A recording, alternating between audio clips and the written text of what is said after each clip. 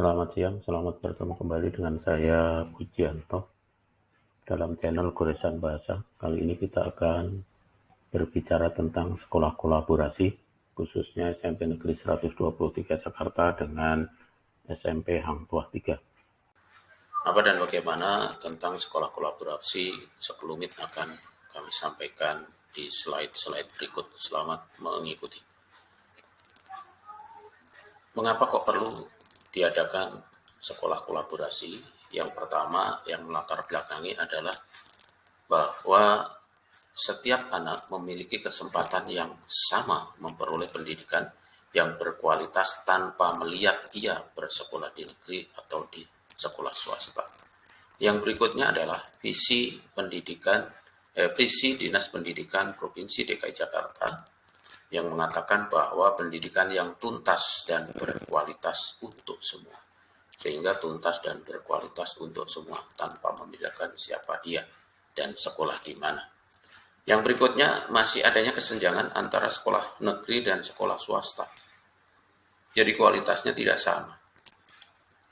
Tujuannya adalah memberikan kesempatan yang sama pada seluruh lapisan masyarakat untuk dapat memperoleh layanan pendidikan yang berkualitas.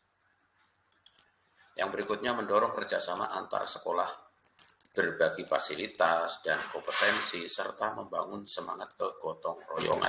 Jadi ini utamanya ya. Yang berikutnya adalah mengurangi kesenjangan atau disparitas antara satuan pendidikan negeri dan swasta di DKI Jakarta.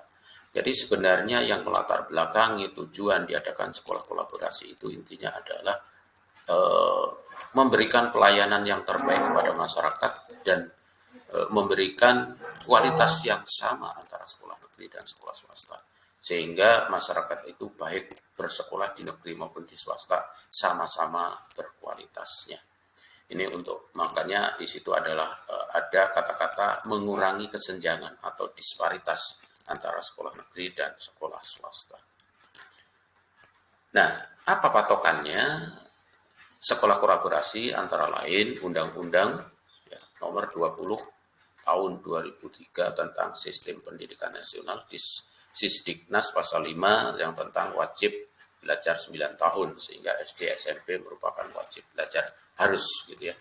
Berikutnya peraturan pemerintah nomor 19 tahun 2005 yang telah diubah menjadi nomor 23 tahun 2013 dan diubah kembali menjadi nomor 13 tahun 2015 tentang SNP, Standar Nasional Pendidikan. Yang kita tahu, kita paham ada 8 standar ya. Yang kita sudah familiar banget tentang hal itu. Nah, sekarang yang perlu dikolaborasikan apa? Bidang kolaborasinya itu apa? Yang terdiri secara global, secara makro ada 2, yaitu bidang akademik dan non-akademik. Yang termasuk bidang akademik, salah satunya adalah memperluas akses dan informasi. Ya. Jadi tukar informasi, perluasan akses yang katanya negeri lebih cepat atau lebih dahulu aksesnya, maka berbagi. Yang kedua adalah peningkatan kompetensi pendidik. Ya. Misalnya membuat perangkat pembelajaran yang katanya negeri sering, tetapi ya belum tentu. Artinya kan sekolah swasta juga banyak yang kompeten dan kita sama-sama berbagi dan saling melengkapi. Kemudian pembuatan media ajar, misalnya pembuatan video pembelajaran. Kita bisa mungkin belajar bersama dan saling berbagi. Kemudian mengelola pembelajaran, learning management system. Dalam artian ini pembelajaran virtual, sehingga ada yang sebutannya GCR, ada Zoom, ada Google Meet, ada Google Form, dan lain-lain. Ini mau tidak mau, suka tidak suka, sekarang harus. Karena zamannya pandemi, pembelajaran lebih suka atau lebih sering dilaksanakan secara daring yang menghadirkan anak melalui aplikasi virtual.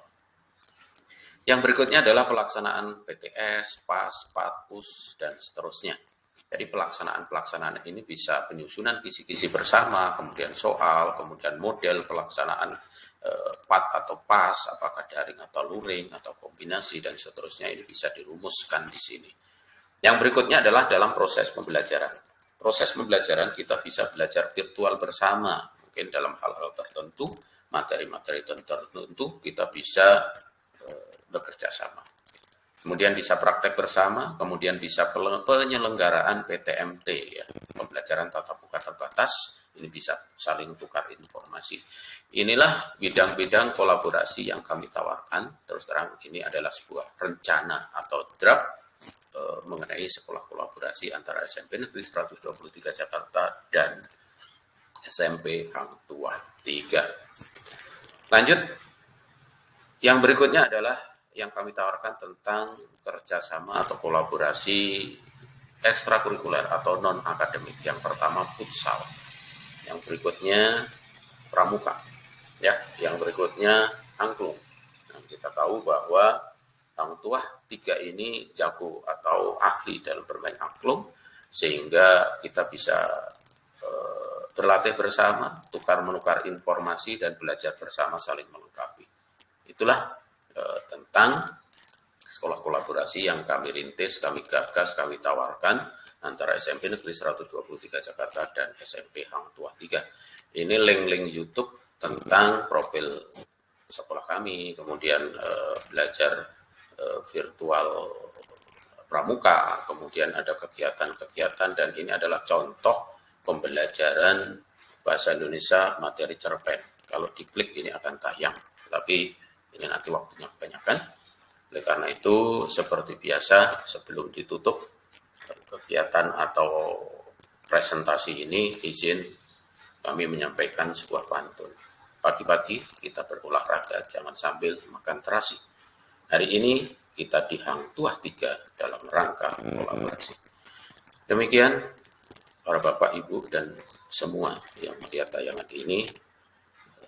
Terima kasih atas segala perhatian. Mohon maaf atas segala kekurangan. Billahi taufik wal hidayah. Wassalamualaikum warahmatullahi wabarakatuh.